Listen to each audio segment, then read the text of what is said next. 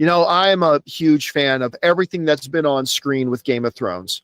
The original Game of Thrones series and F the World. That final season was awesome. Too short. They cut some corners, I admit, but it was still awesome. Won a record number of Emmys, and I don't care what anybody says. That was a great season of television, even if they did cut corners and it was too short. But whatever. House of the Dragon has completely met all my expectations. I've absolutely loved House of the Dragon. I think it's absolutely fantastic.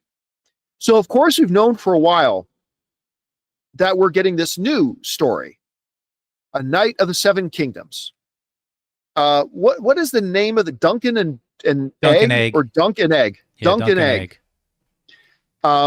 Is coming out, and we've seen some still images of it and all that kind of stuff. Well, now the first trailer for A Knight of the Seven Kingdoms has come out. And it is not exactly what I thought it was going to be, but I loved it. I absolutely loved it. And I'll get into why here in a second. First, let's look at the synopsis for this thing. This comes to us from the folks over at Deadline who wrote the following. This is the synopsis for A Knight of the Seven Kingdoms. A century before the events of Game of Thrones, two unlikely heroes wandered Westeros, a young, naive, but courageous knight, Sir Duncan the Tall, and his diminutive squire, Egg. Set in an age when the Targaryen line still holds the Iron Throne and the last dragon has not yet passed from living memory. Great destinies, powerful foes, and dangerous exploits all await these improbable and incomparable friends. Technically, says Deadline, technically speaking, in the Game of Thrones timeline, A Knight of the Seven Kingdoms takes place 72 years after the events of House of the Dragon and 100 years before the events of Game of Thrones. Okay. Here's why I love this trailer so much and why I am now extremely excited about this show. This show isn't dealing with the throne.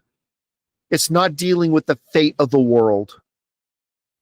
I've often wondered, what would a story be like in the world of Westeros, in the world of Game of Thrones, not told from those sitting on the throne or from those sitting in seats of power, but a more average person living in that world?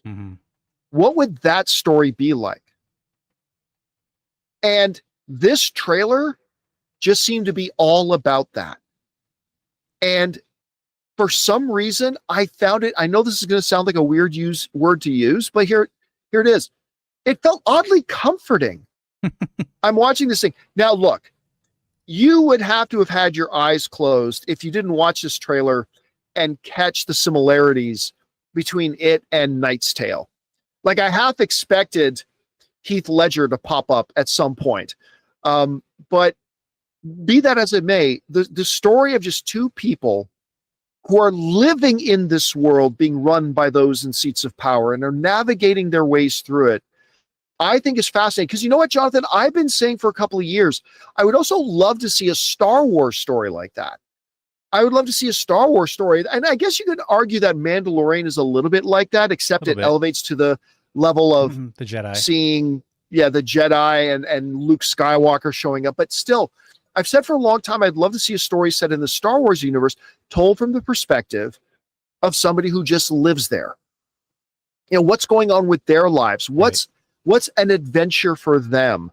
What is a big conflict and drama going on with somebody in there that doesn't, the future or the fate of the New Republic rests on it. Right. You know what I mean? And so I got to say, man, I've watched this trailer. I absolutely became smitten with it. It's completely different from Game of Thrones. It's completely different from House of the Dragon. And I just thought it looked great. And I love this kid playing Egg. I think, like, I'll come after you with dogs. You don't have any dogs. Yeah, And even when he barks, he still shows himself like, oh, he kind of cowers, like, he got me. Yeah. And then even the one line, like, why do you curtsy to these royal lapdogs as if they're your betters? And then he says, because they are my betters. Right. Like right there in that one little exchange, you get a really good, clear picture of their individual worldviews. And I got to tell you, man, I was very excited about House of the Dragon coming out. I'm not going to say I'm more excited for House of the Seven Kingdoms, but I'm way more excited for it now than I thought it would be. I thought the trailer was great. What did you think about it? It's going to be a cool link between Game of Thrones and House of the Dragon. I'm familiar with the story, but I never read the actual novellas. But you know, a couple things.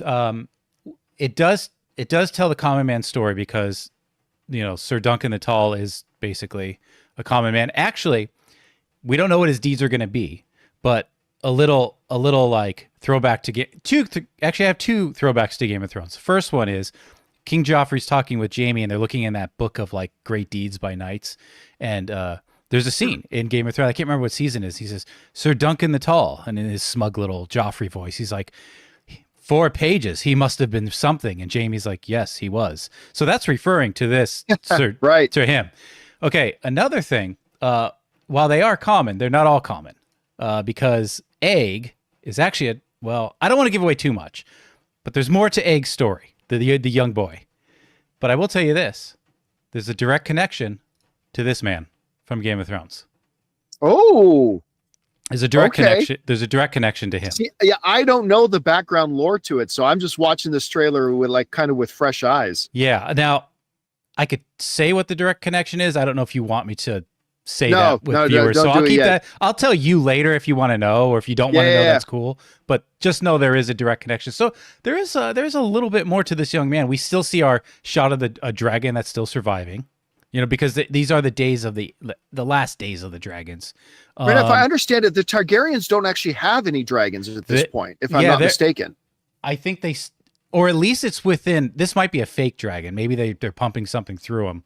Like that's just like a stage play thing. I don't know. Oh yeah, could be probably. But it does say it's still within the time where people remember dragons, right? Right. So you could be correct on that. I'm not exactly sure on that lore. Don't kill me out there, guys. But it's going to be an interesting little tie-in between Game of Thrones. So now, when all this is said and done, I literally might do House of the Dragon, Night of the Seven Kingdoms, Night of the Seven Kingdoms, and then Game of Thrones. Yeah, I might.